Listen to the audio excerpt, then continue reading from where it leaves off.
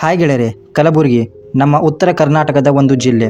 ಕಲಬುರಗಿ ಜಿಲ್ಲೆಯನ್ನು ಗುಲ್ಬರ್ಗಾ ಎಂದು ಮೊದಲು ಕರೆಯುತ್ತಿದ್ದರು.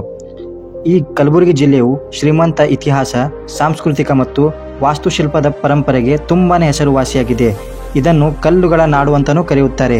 ಸೊ ಬನ್ನಿ, ನಮ್ಮ ಕಲಬುರಗಿಯ ಜಿಲ್ಲೆಯ ಬಗ್ಗೆ ಒಂದು ಸಂಪೂರ್ಣ ವಿವರವನ್ನು ನಿಮಗೆ ಕೊಡ್ತೇನೆ. ವಿಡಿಯೋನ ಸ್ಟಾರ್ಟ್ ಮಾಡೋಣ. ಕಲಬುರಗಿ ಜಿಲ್ಲೆಯು ನಮ್ಮ ಕರ್ನಾಟಕ ರಾಜ್ಯದ ಉತ್ತರದಲ್ಲಿ ಬರುತ್ತದೆ. ಇದು ಸರಿಸುಮಾರು 10,951 ಚದರ ಕಿಲೋಮೀಟರ್ನಷ್ಟು ಹರಡಿದೆ. ಇಲ್ಲಿಯ ಜನಸಂಖ್ಯೆ 2.56 ಮಿಲಿಯನ್ಗಿಂತ ಜಾಸ್ತಿಯಾಗಿದೆ. ಇದು 2011ರ ಜನಗಣತಿಯ ಪ್ರಕಾರ. ನನ್ನ ಪ್ರಕಾರ ಈಗ 30ರಿಂದ 32 ಲಕ್ಷಕ್ಕಿಂತ ಜಾಸ್ತಿ ಜನರು ಇಲ್ಲಿ ವಾಸವಾಗಿದ್ದಾರೆ. ಕಲಬುರಗಿ ಜಿಲ್ಲೆಯಲ್ಲಿ ಅಧಿಕೃತವಾಗಿ ಕನ್ನಡ ಭಾಷೆಯನ್ನು ಮಾತಾಡುತ್ತಾರೆ ಮತ್ತು ಇತರೆ ಕೆಲವು ವ್ಯವಹಾರಕ್ಕಾಗಿ ಇಲ್ಲಿ ಭಾಷೆಯನ್ನು ಮಾತಾಡುತ್ತಾರೆ. ಅದರಲ್ಲಿ ಉರ್ದು, ಮರಾಠಿ, ಹಿಂದಿ ಮತ್ತು ಸ್ವಲ್ಪ ತೆಲುಗು ಈ ಭಾಷೆಗಳು ವ್ಯವಹಾರಕ್ಕೆ ಇಲ್ಲಿ ಬಳಸುತ್ತಾರೆ. ಕಲಬುರಗಿ ಜಿಲ್ಲೆಯ ಸ್ವಲ್ಪ ಇತಿಹಾಸ ಮತ್ತು ಪರಂಪರೆಯನ್ನು ನೋಡೋಣ ಬನ್ನಿ. ಕಲಬುರಗಿಯು ಬಿಜಾಪುರ ಸುಲ್ತಾನರೊಂದಿಗೆ ವಿಲೀನಗೊಳ್ಳುವ ಮೊದಲು ಬಹುಮನಿ ಸುಲ್ತಾನರ ಕೈಯಲ್ಲಿತ್ತು. ಇದು 1347ರಿಂದ 1527ರವರೆಗೆ ಪ್ರಮುಖ ಒಂದು ಕೇಂದ್ರವಾಗಿತ್ತು. ಜಿಲ್ಲೆಯಲ್ಲಿ ಗೋರಿಗಳು, ಮಸೀದಿಗಳು ಮತ್ತು ಕೋಟೆಗಳು ಸೇರಿದಂತೆ ಹಲವಾರು ಐತಿಹಾಸಿಕ ಸ್ಮಾರಕಗಳು ಇವೆ. ಇಲ್ಲಿಯ ಪ್ರಮುಖ ಕೆಲವು ಆಕರ್ಷಣೆಗಳು ಅಂದರೆ ನೀವು ಇಲ್ಲಿ ಪ್ರವಾಸಕ್ಕೆ ಹೋದರೆ ಏನೆಲ್ಲ ನೋಡಬಹುದು ಬನ್ನಿ, ಅದರ ಬಗ್ಗೆ ಸ್ವಲ್ಪ ವಿವರಣೆ ಕೊಡ್ತೀನಿ ನಿಮಗೆ. ಮೊದಲನೇದು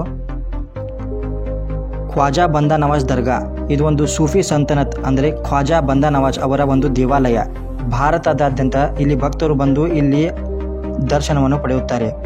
ನೆಕ್ಸ್ಟು ಗುಲ್ಬರ್ಗಾದ ಕೋಟೆ ಅಂದರೆ ಒಂದು ನಮ್ಮ ಕಲಬುರಗಿ ಕೋಟೆ, ಈಗ ಇದರ ಹೆಸರು ಚೇಂಜ್ ಆಗಿದೆ.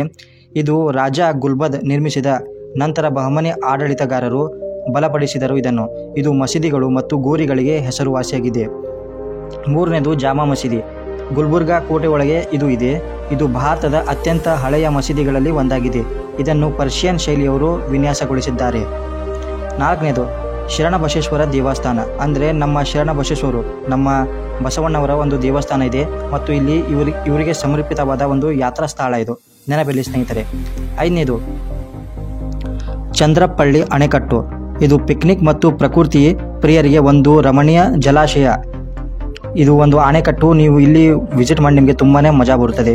ಆರನೇದು ಬುದ್ಧನ ವಿಹಾರ, ಒಂದು ಸುಂದರವಾದ ಬೌದ್ಧ ಮಠ ಮತ್ತು ಧ್ಯಾನ ಕೇಂದ್ರವಾಗಿದೆ.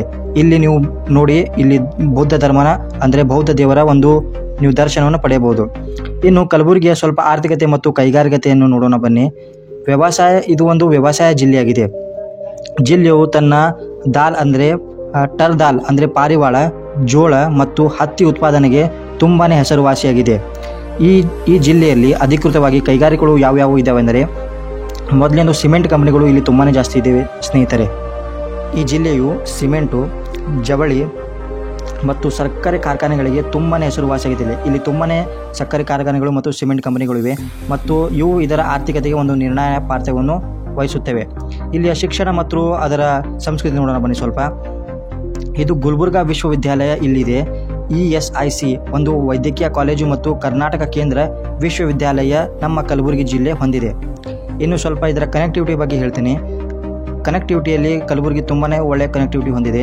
ಕಲಬುರಗಿಯು ಕಲಬುರಗಿ ಜಂಕ್ಷನ್, ಮುಂಬೈ ಮತ್ತು ಚೆನ್ನೈ, ಮುಂಬೈ ಹೈದರಾಬಾದ್ ಮಾರ್ಗದಲ್ಲಿ ಚಲಿಸುವ ಒಂದು ದೊಡ್ಡ ನಿಲ್ದಾಣಗಳು ಇಲ್ಲಿ ನಿರ್ಮಾಣವಾಗಿವೆ ಮತ್ತು ಇಲ್ಲಿ ರಸ್ತೆ ನೋಡಿದರೆ NH150 ಮತ್ತು NH50 ಹಾಗೂ NH65 ಒಂದು ಉತ್ತಮ ಸಂಪರ್ಕ ಹೊಂದಿರುವ ರಸ್ತೆಗಳು ಈ ಜಿಲ್ಲೆಯಲ್ಲಿ ಹರಿದು ಹೋಗುತ್ತವೆ. ಇನ್ನು ಹೊಸದಾಗಿ ಇಲ್ಲಿ ಕಲಬುರಗಿಯ ವಿಮಾನ ನಿಲ್ದಾಣ ಇಲ್ಲಿ ರಚನೆಯಾಗಿದೆ. ಕಲಬುರಗಿಯು ಬೆಂಗಳೂರು ಮತ್ತು ಹೈದರಾಬಾದ್ನಂಥ ಪ್ರಮುಖ ನಗರಗಳಿಗೆ ಇದು ಒಂದು ಸಂಪರ್ಕ ಒದಗಿಸುವ ಒಂದು ವಿಮಾನ ನಿಲ್ದಾಣವಾಗಿದೆ. ಈಗ ಪ್ರವಾಸೋದ್ಯಮ ಮತ್ತು ಆರ್ಥಿಕತೆ ಅಥವಾ ಶಿಕ್ಷಣದಂಥ ಇನ್ನೂ ಹೆಚ್ಚು ಮಾಹಿತಿ ನಿಮಗೆ ಬೇಕಾದರೆ ಅದನ್ನು ಕಮೆಂಟ್ನಲ್ಲಿ ಕೇಳಿ, ಅದನ್ನು ನೆಕ್ಸ್ಟ್ ವಿಡಿಯೋನಲ್ಲಿ ಮಾಡ್ತೀನಿ. ಸೊ ಇದು ಒಂದು ಸ್ಮಾಲ್ ವಿಡಿಯೋನಲ್ಲಿ ಕಲಬುರಗಿಯ ಬಗ್ಗೆ ಒಂದು ಸಣ್ಣ ಇನ್ಫಾರ್ಮೇಷನ್ ನಿಮಗೆ ಇಷ್ಟ ಆಗಿದ್ದರೆ ಸೊ ಪ್ಲೀಸ್ ನನ್ನ ಚಾನಲ್ನ ಸಬ್ಸ್ಕ್ರೈಬ್ ಮಾಡಿ ಮತ್ತು ಲೈಕ್ ಮಾಡಿ. ಮತ್ತು ನೀವು ಸ್ವಲ್ಪ ಕಮೆಂಟ್ನಲ್ಲಿ ಬರೀರಿ ನೆಕ್ಸ್ಟು ನಿಮಗೆ ಯಾವ ಜಿಲ್ಲೆ ಅಥವಾ ಯಾವ ಸಿಟಿಯ ಮೇಲೆ ವಿಡಿಯೋ ಮಾಡಲಿ ಅಂತ, ಅದರ ಮೇಲೆ ವಿಡಿಯೋ ಮಾಡ್ತೀನಿ. So thank you for watching this video. Good bye.